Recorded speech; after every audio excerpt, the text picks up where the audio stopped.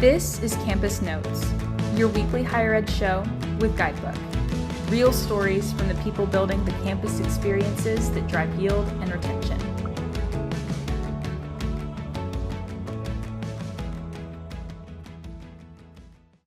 Hi everyone, and welcome to our latest episode of Campus Notes. And today I'm really excited to be joined by Jansen over at UGA. And Jansen, thank you for coming in today, or virtually coming in. How are you doing? Doing well. Thank you so much for the invitation. Happy to be here and share a little bit about what we're doing at orientation at the University of Georgia. Absolutely, yeah, and it's good to see you again. Obviously, the last time I was actually on campus with you, so that was exciting. Yeah, it's a little warmer then too, so yeah, it was a hot one, but yeah, really excited for the chat that we've got lined up today. And really, I want to kick things off and dive right in on just how do what does belonging look like on your campus? How do you think about that? Yeah, I think belonging is such a nuanced, complex term because it means so many things to different people. So for me and for us at UGA, I think belonging is really about students being able to see themselves as part of the community, not necessarily being told that, okay, you belong now, but it's because they really start to experience it for themselves and really feel like they own that sense of community. And I think it's really important to make that distinct, because we can create opportunities, we can introduce people and resources, and we can communicate what we hope that community will be. But ultimately, belonging is very personal and individual to that student. And so I think our goal here at orientation is really just to create as many opportunities as we can for people to find their people, to take risks, to try something new, and really just begin to build their own version of community here at UGA. Yeah, no, that makes total sense, and like a good way to approach it. And I'm curious then, so thinking about your approach and the way in which you see it, like how do the events that you organize, how do your kind of signature events contribute to that or help facilitate that?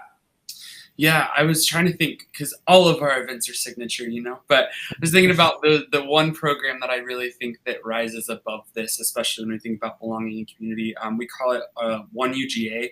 It's actually a spoken word experience that our orientation leaders actually prepare and kind of deliver live during our orientation programs. And it's taken a lot of different versions and iterations throughout the years. It's been theatrical and very practical and all the things. But I think this summer we really found a version that I think really resonates with students and meets them where they are. And I think a lot of that is because we actually listen to students. We listen to our leaders. We listen to folks who have been through the program before. And I think really just the message that we wanted to come through was really it takes time to build a community. It takes making choices, taking risks, putting yourself out there. And ultimately, I think sometimes realizing that your community isn't in the first place that you may look or where you're hoping to find it. And I think that's what makes the program really powerful, in that we aren't standing in front of students and doing the party line of, oh, you belong here, as if we can decide that for them. But we're saying,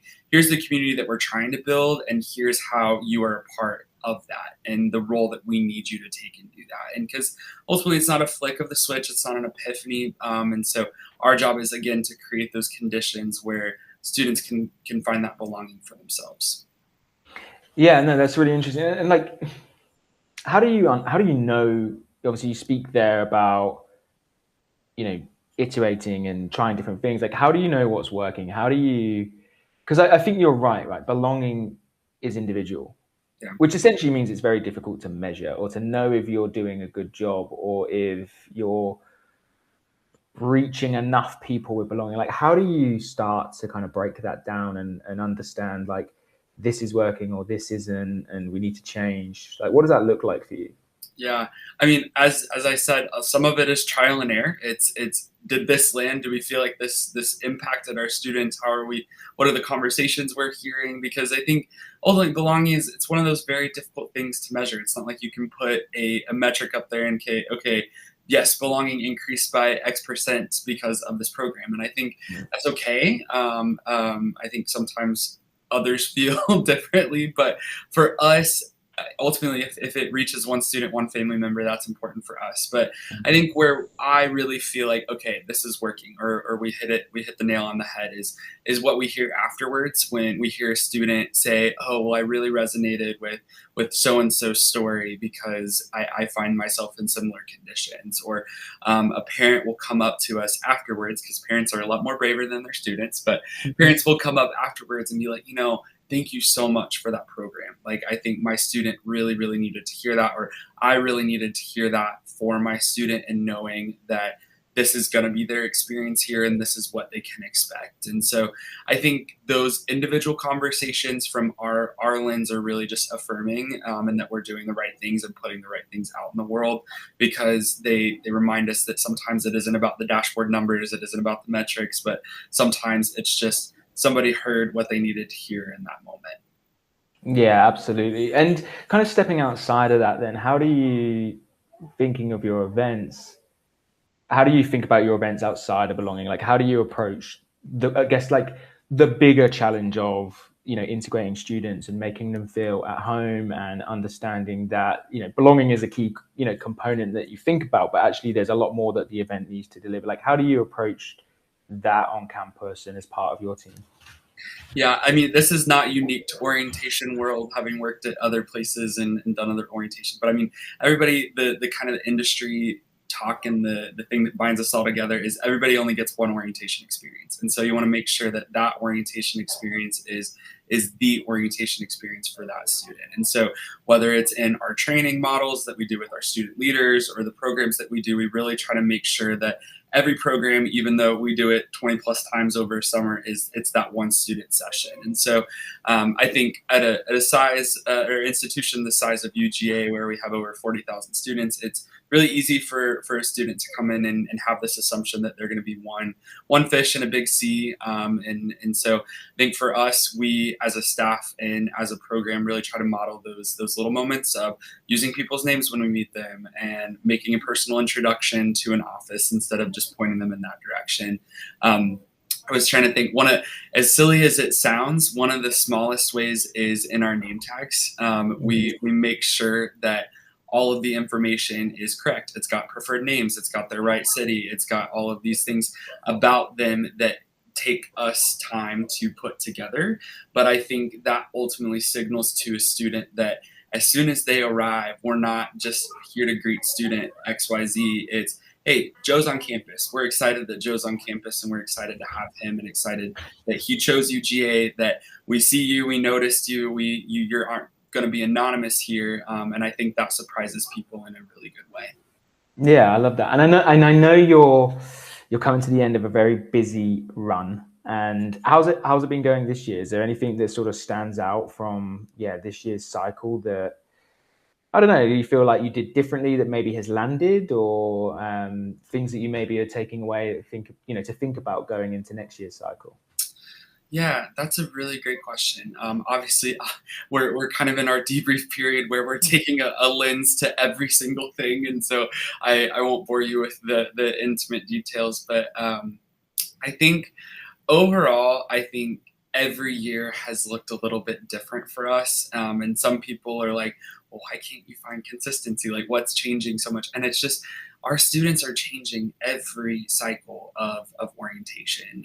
We've had the most students in our program this year. We had a great year in enrollment. And so, I mean, it's again, continuing to scale, and how do you make sure that your programs are ready to meet your students where they are, to where we can say all these great things about, we create the stage for belonging, we do all these great things, but if we have a small group of 26 people, that's no longer a small group. That's a small room.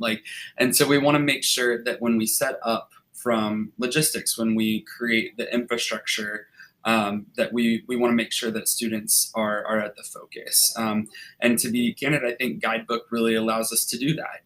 It allows us to have the infrastructure that we need so that we as humans can do our job. We can take out the guesswork. We can take out the just information sharing piece. We don't have to print 1,000 things. We can create it and put it in a place where it's easily accessible for all of our participants. And so again, I think just even as we've changed year to year, I think that the good things still stay the same. Yeah, no, I love that, and that's a nice way to kind of bring this to a close. I think you've managed to wrap up really well there, and I think yeah, I don't want to push it beyond that, but like it was really great to have you in, and just I appreciate you starting to open up on I think some of the challenges that people face on belonging. And I'm sorry if anyone can hear a door banging. That is my 14-month-old daughter has just come home. So, but yeah, I think I really appreciate you.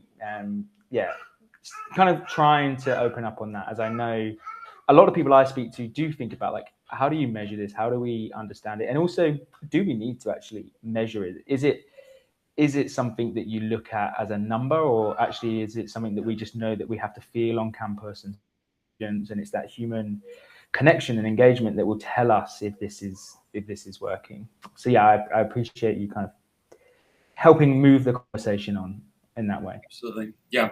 And I mean, we do care about the numbers. We obviously, there are folks on our campus who want to make sure that we're being good stewards of resources and opportunities. But at the end of the day, I think that there are tangible things that you can't put numbers to. And I think that are reflected on later down the line of, we have a great retention rate, we have a great things. And so we view ourselves as the doorstep, the entryway, as it's not about us succeeding, it's about students succeeding, and it's about the university succeeding. And if we can be a small part of that, then we view ourselves very fortunate for that. Yeah, well, amazing. Well, like as I said, thank you so much for joining us today, and hopefully I'll get to see you again on campus soon. We'll be back in Atlanta for NODA actually this year. I don't know if how exciting. Yeah, I'll see you there. I'll see you there. Amazing. Well, thank you so much. It was good to see you. Absolutely. Thanks, Nathan.